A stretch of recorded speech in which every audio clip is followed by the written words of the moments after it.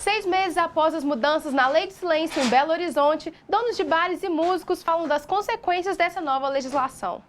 Assunto da conversa de estúdio com o sociólogo Juraci Amaral. Da capital dos bares à cidade dos fantasmas. Lendas urbanas que enriquecem a cultura belo-horizontina. E mais. A história por trás da maquiagem de um homem-estátua. As cores da cidade reveladas nos semáforos. Agora no Interface.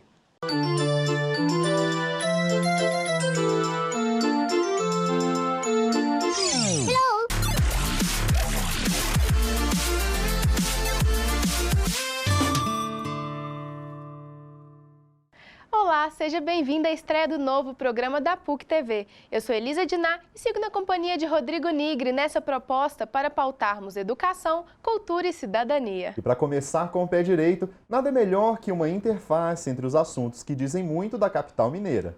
Já ouviu aquela música, Se Minas não tem mar, eu vou para o bar? Pois é, e bares com comidas típicas, música ao vivo, uma soma perfeita que agrada bem os mineiros. E tanto agradou que fez de Belo Horizonte a capital mundial dos botecos. Há 7 anos, com esse título, a capital vive agora a maior discussão sobre o assunto. É que além das dificuldades impostas pela crise econômica, mudanças na Lei do Silêncio têm desafiado o setor, mas agradado parte da população que pede mais sossego na noite belo-horizontina. Tardinha, logo quando chego, nega, vou na venda só para te ver. Perfumada e a rosa no cabelo, esse vestido de chita que isso meu querer. Para os apreciadores, notas musicais. Para os incomodados, decibéis. Disso depende a situação, o ambiente. E foi esse impasse que deu origem a mais um artigo na Lei do Silêncio de 2008. E esta é a nova regra, silêncio, ou quase isso, a partir das 11 da noite em Belo Horizonte. Junto das boates e casas de shows, os bares representam quase 70% das queixas de poluição sonora na capital mineira. Desta forma, a execução de músicas, que antes era controlada por índices como 45 decibéis de meia-noite às 7 da manhã, por exemplo, agora não pode mais. Isso desde novembro do ano passado. A legislação é clara. Fica proibida a execução de música por meio mecânico ou ao vivo após as 23 horas em ambiente externo de edificação em que funcione bar, restaurante ou estabelecimento similar. 18 mil bares que geram em média 70 mil empregos num Belo Horizonte que já soma mais de 2,5 milhões de habitantes. Uma engrenagem urbana movida por políticos, empresários, estudantes, profissionais, enfim, toda uma população que, olhando daqui, até parece em harmonia. Mas é só chegar mais perto, discutir a lei na prática para surgir os questionamentos que esbarram nos diferentes interesses.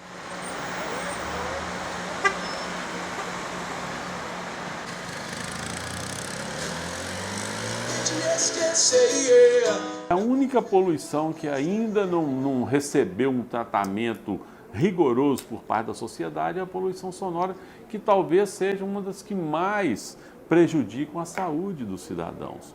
A lei ela deve ser pensada para uma sociedade e não para uma pessoa. O efeito música, o efeito cultura, ele deve ser diferenciado de um efeito barulho. Daniel, que atua no setor há 20 anos, 2 deles em Belo Horizonte, garante que respeita a lei. Ainda assim, já recebeu multas, segundo ele, indevidas, o que aumenta o questionamento quanto à eficiência da legislação. A lei é muito clara quando ela diz que a pessoa que deve fazer um laudo de emissões de ruídos, ela deve ser um engenheiro acústico. Eu nunca tive a visita de um engenheiro acústico trabalhando para a prefeitura para vir aqui fazer o aferimento de qual ruído que está saindo. As medições elas devem ser feitas a no máximo 1,5 metro de distância do local do da suposta reclamação.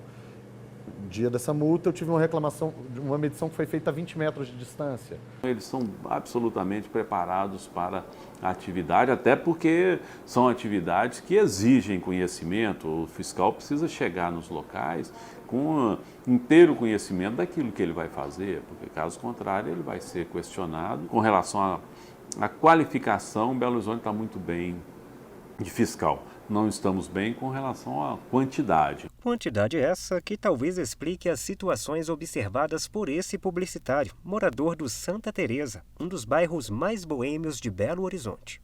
Existem os bares que não tem música, não toca música, os restaurantes, e logicamente respeitam essa lei, e os que não respeitam de jeito nenhum, simplesmente ignoram, entendeu? Se é para acabar 11 horas, acaba, se o outro dia tem que acabar 1 hora, acaba. Tem locais aqui que acaba 4 horas da manhã, entendeu? Então os moradores são bem incomodados, sim. Se perde o sossego de um lado, também perde seu emprego por outro. Com 16 anos de estrada, este músico garante que o momento é crítico para quem encontra nos bares a porta de entrada para palcos maiores. Se nós continuarmos fazendo isso com os músicos, a música ao vivo em barzinhos de Belo Horizonte vai acabar. Eu já conheço músicos, vários músicos, que já não estão mais exercendo a profissão de músicos, porque eles falam comigo, cara, não tem como eu tocar no bar. Querendo ou não, deve ser lembrado que é um mercado que gera muito dinheiro para os cofres públicos, que dá muito emprego, que sustenta muita família, que dá muita condição de vida para muita gente, que tem que ser respeitado. Eu acho que está faltando mais pegada de olhar isso como um bem geral, entendeu? Belo Horizonte, ela tomba prédio, mas não tomba um bem cultural. Os bares de Belo Horizonte deveriam ser tombados. Uma discussão que não parece ter chegado às mesas de quem usufrui dos bares em Belo Horizonte. Não foi aberto, né, assim, gente, está acontecendo isso, porque se tivesse sido, tenho certeza que a população entraria na causa dos músicos. O mineiro, ele é musical, o mineiro gosta da música.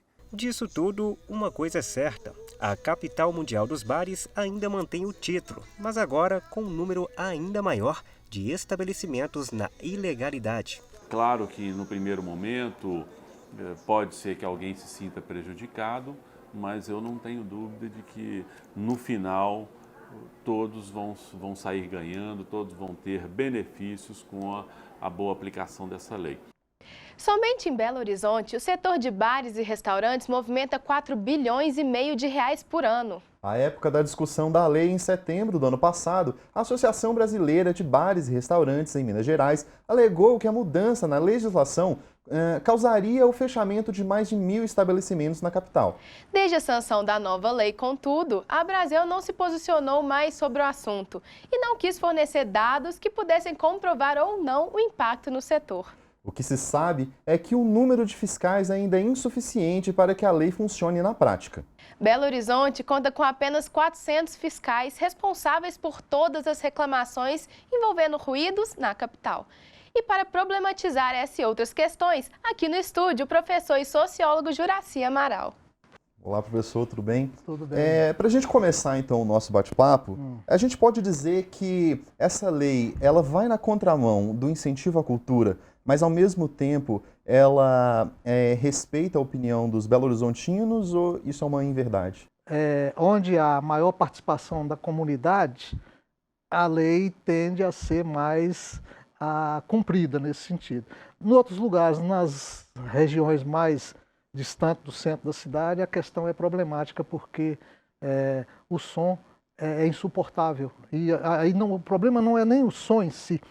Quando se fala de som, a gente está preocupado muito com a questão do barulho, mas a população está preocupada com a segurança, porque extrapola, né, à noite e, consequentemente, vem um alto índice de criminalidade, principalmente furto e assalto, roubo e assalto.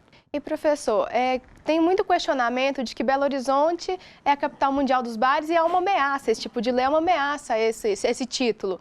Na sua opinião, a população realmente carrega esse título?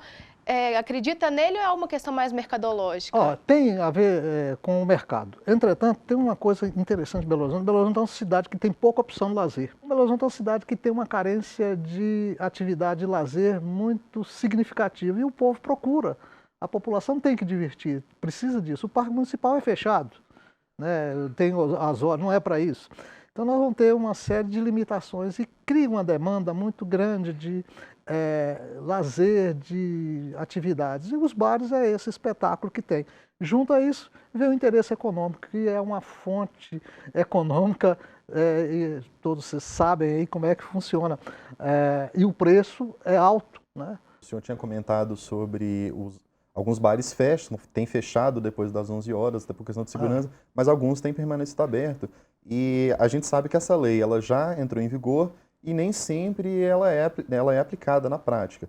Você acha que esse problema é um problema de poder público, de querer só criar leis, aumentar o número de leis, mas não tem uma estrutura para que ela entre em vigor de fato? A outra questão que nós temos, a normalização cria leis para tudo, né?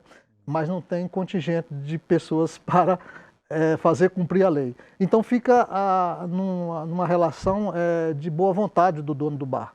Alguns lugares têm associações que faz o contrato, né, faz o acordo e dá para funcionar. Agora a maioria não é assim. Além de não ter fiscalização, o policiamento ele não é ativo nesse sentido, né? Fica muito disperso e os fatos acontecem, os crimes e tudo, né? E normalmente isso aí quem sai prejudicado é a própria população, porque o dono do bar, a não ser quando há um assalto no bar, mas isso é muito raro.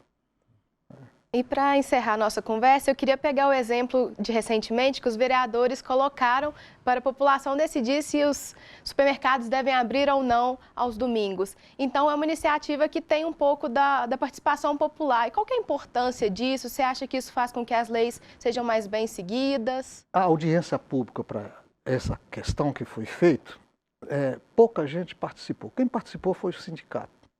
Então, a população ela não tem uma cultura de praticar esses exercícios de audiência pública, de ir, frequentar, discutir. Agora, algumas associações de bairro que fazem isso.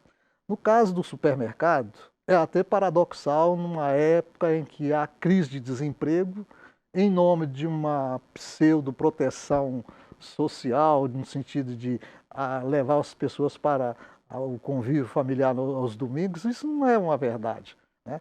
O que vai acontecer é para atender interesses de grupos que têm alguma questão política, de interesse político agora que vai ter eleição. Professor, muito obrigado pela sua participação.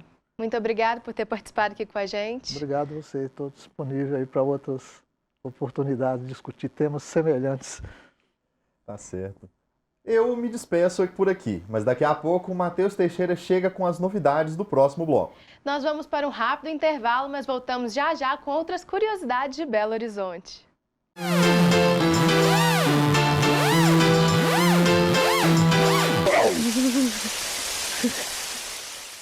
Eu acho que a arte e a cultura ela está cada dia mais deficiente na sociedade que a gente está, e eu acho que ela precisa de fomentação. Nós somos vistos lá fora como o berço da música brasileira. Sem músico. O bar é o laboratório do músico. Sem o bar, não existe um músico. Sem o músico, não existiria o bar. Essa lei não veio para atrapalhar a qualidade de nossos músicos e as oportunidades que eles terão, mas ela veio por ordem.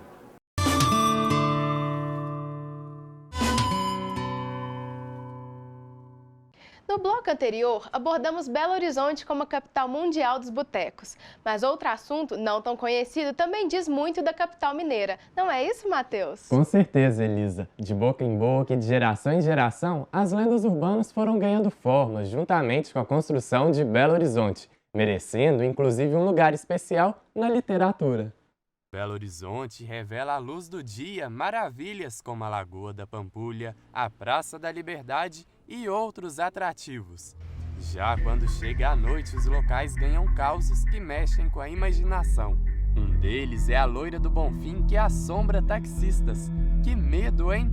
Os fantasmas da capital ganham vida nas histórias de moradores e também nos registros em jornais e contos da literatura. A primeira vez que eu soube desses fantasmas foi a minha avó quem me contou. Então também, depois eu fui ver, aquela história que a vovó falou, está aqui no Drummond, de outra maneira. Um desses registros foi feito pelo poeta mineiro Carlos Drummond de Andrade, na canção da Moça Fantasma de Belo Horizonte. Eu sou a moça fantasma que espera na rua do chumbo o carro da madrugada. Eu sou a moça fantasma. O meu nome era Maria, Maria que morreu antes. E essa daqui é a Rua do Chumbo, no bairro Serra, em Belo Horizonte. Se os moradores encontrassem a moça fantasma, não teriam para onde escapar, porque a rua é pequena e tem apenas um quarteirão. Blenda, se você encontrasse a moça fantasma da Serra, o que você iria fazer? Nossa, eu ia sair correndo, eu tenho muito medo dela me pegar, eu ia sair correndo. Então, acredito que se ela aparecesse, né, em perfeitas condições, num primeiro momento não seria tão impactante não, né? Mas de acordo com a aproximação, e se percebêssemos que fosse um fantasma, com certeza iríamos reagir com um susto, né? Que eu acho que seria natural de qualquer um. A moça fantasma, quando ela aparece, ela aparece por quê? Porque ela quer lembrar dos amores sem dia seguinte, que são os amores da modernidade, né? Eles não duram. Não tem jovem mineiro que, se estiver ali na Savassi de madrugada, e sentir o perfume da dama da noite, e saiba da história da moça fantasma, não vai olhar para os lados. E as histórias não param por aí. Bem no coração da cidade, o Palácio da Liberdade não chama atenção apenas pela arquitetura neoclássica. Conta a lenda, reza a lenda, que essa lenda surgiu a partir de uma senhora que tinha sua casa onde foi construído o Palácio da Liberdade. E quando o fotógrafo registrar a casa, né, que futuramente seria o Palácio da Liberdade, colocou a legenda como aqui a casa de uma papuda. E que essa senhora ficou muito indignada com isso e rogou uma praga. Né? Então dizem que a partir dessa praga dela, que as pessoas não viveriam felizes nessa nova casa e que poderiam até morrer. E, de fato, alguns governadores passaram mal durante o mandato e teve um que passou mal dentro da banheira no palácio, né, tomando banho, e que, se não me engano, 3 ou 4 governadores morreram durante o mandato. Assustou com esses fantasmas? Agora imaginem todos num só lugar, além de outros que não foram contados aqui, mas que podem ser visitados em uma sala do Memorial Minas Gerais Vale. O vídeo conta um pouco sobre a história da construção da cidade. A cidade foi planejada para ser a nova capital, que até então era a cidade de Ouro Preto. E os fantasmas, né, as lendas foram inseridas para contextualizar o que estava acontecendo nessa cidade que estava sendo construída para ser uma cidade moderna totalmente diferente da antiga capital. Surpreendeu com estes causos? Acredite, os fantasmas fazem parte de Belo Horizonte desde a construção da nova capital mineira no final do século XIX e devem continuar sobrevivendo às gerações. Eu imagino que os fantasmas têm chance de continuar nos assombrando em Belo Horizonte por algum tempo.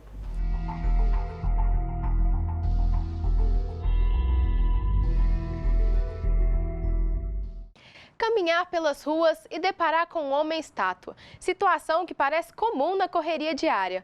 Mas experimente conversar com um deles, descobrir a pessoa por trás da tinta de lata, ouvir a voz silenciada pelo próprio ofício e sentir a arte do palco nas ruas, que tem como trilha sonora o trânsito caótico de uma metrópole.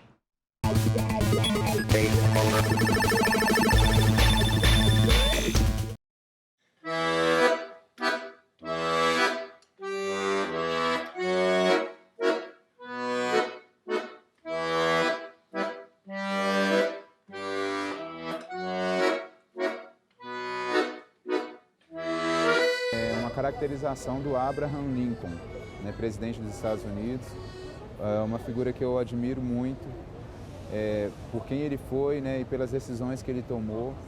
Eu acho que as escolhas são fundamentais na vida, eu acho que ele fez boas escolhas, então eu procuro seguir pessoas que fazem boas escolhas. E eu tenho também um figurino que eu chamo de escolhas, né, que ele é um lado todo preto, o outro lado todo branco. Então, assim, dentro de nós temos dois lados, né? Um lado bom e um lado ruim. Então, a gente vai ser aquilo que a gente alimentar mais, né? Um dia eu estava chegando em casa de um evento e aí eu estava maquiado. A pessoa me deixou na porta de casa e eu estava passando na rua para poder entrar em casa. E aí o menino falou assim, homem de lata, quando eu crescer eu quero ser igual a você. Então isso para mim foi marcante, né? Porque eu não imaginava que eu tinha essa influência. Tenho uma relação com o público muito boa. De certa forma, eu tenho uma conexão muito fácil com o público. né, em qualquer lugar que eu trabalho, e eu tenho pessoas que me apoiam. É um dos motivos de eu estar nesse trabalho até hoje. É muito importante nós olharmos pelo ponto de vista do outro. Né? Por exemplo, isso que vocês estão fazendo, vocês estão olhando pela minha perspectiva, pelo meu ponto de vista. E isso é muito importante. Não só o meu trabalho é importante, mas toda profissão é importante. Porque se todo mundo fizesse só uma coisa, se todo mundo fizesse só estátua viva, então não ia ter público. A minha vida assim, social é quando eu estou trabalhando. Né? Então, geralmente, os meus amigos, eles estão mais assim, no local de trabalho, né? Tanto na questão da música, quando eu vou dar aula, quando eu vou me apresentar também nos shows que eu faço. E final de semana sempre para mim é trabalho. Hoje eu sou um cara muito dedicado, muito decidido. Eu corro mesmo atrás dos meus objetivos, eu conquisto os meus objetivos. Sou guerreiro, tenho uma garra muito grande dentro de mim. Tanto que há pouco mais de 2 anos eu descobri que tinha um câncer e passei por um tratamento de 2 anos e hoje eu estou aqui, firme e forte. Né? Cheguei a ver a morte nos olhos, assim. Então, assim, acho que uma das coisas que prevalece em mim é a fé que eu tenho em Deus, né? Os meus princípios, família, amigos e trabalho. Trabalho duro. Se você acreditar que você pode, todo mundo pode, você dedicar-se aos seus sonhos, porque você é os seus sonhos. Então, o que me define são os meus sonhos.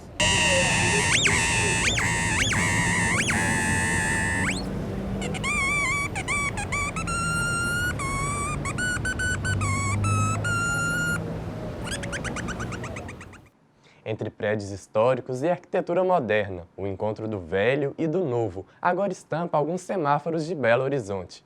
O projeto Cidade Revelada da Fundação Municipal de Cultura, em parceria com a BH Trans, de fato parece revelar o que nos escapa nas travessias de BH.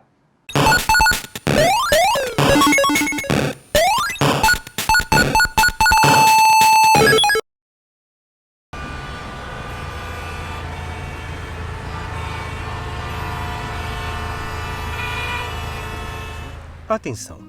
Pare! Olhe! Atravesse! Tão automático quanto piscar os olhos, tão mecânico quanto acelerar um carro. A vida na cidade grande é assim, e às vezes é preciso remodelar para se fazer notar o que já está ali. Tirar o boneco, colocar prédios, mostrar que no caminho não existe apenas o risco de esbarrar em alguém ou de ser atropelado. Existe também a beleza de uma cidade que reserva, para além da correria, histórias, patrimônios históricos. E se não dá para notar isso entre um passo e outro, que tal nos olhares obrigatoriamente atentos de quem depende de sinais para seguir e, quem sabe, parar, olhar e não simplesmente atravessar, mas descobrir a Cidade Revelada. Isso mesmo, Cidade Revelada. Projeto da Fundação Municipal de Cultura em parceria com a BH Trans para mostrar que nem sempre deve olhar só para frente no simples reflexo do respeito aos semáforos.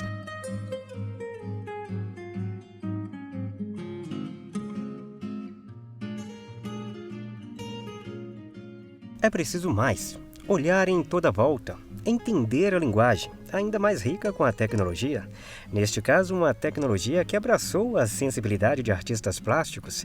É a arte quebrando padrões para personalizar o prédio de Museu de Artes e Ofícios, por onde já passaram gerações desde o século XX. Mas há quem diga, é uma simples máscara e os que se encantam com uma simples ideia que renova as curvas de uma igreja e junto a genialidade de Oscar Niemeyer, uma herança moderna de apenas 57 anos. Há quem diga, besteira.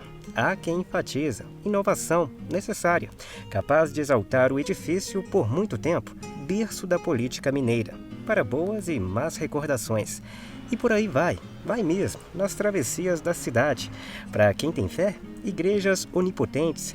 Para quem é da cultura, teatros no coração da capital. Para aqueles da moda, o centro de referência dela, além de museus, é claro, revelando Belo Horizonte por todo canto. Um investimento de R$30 mil, questionado por alguns, defendido por outros, que alegam que a história não tem preço. Uma coisa é certa, parar e seguir já não tem a mesma lógica em todos os sinais. Posso parar para contemplar, posso seguir para descobrir, o que a cidade tem a revelar.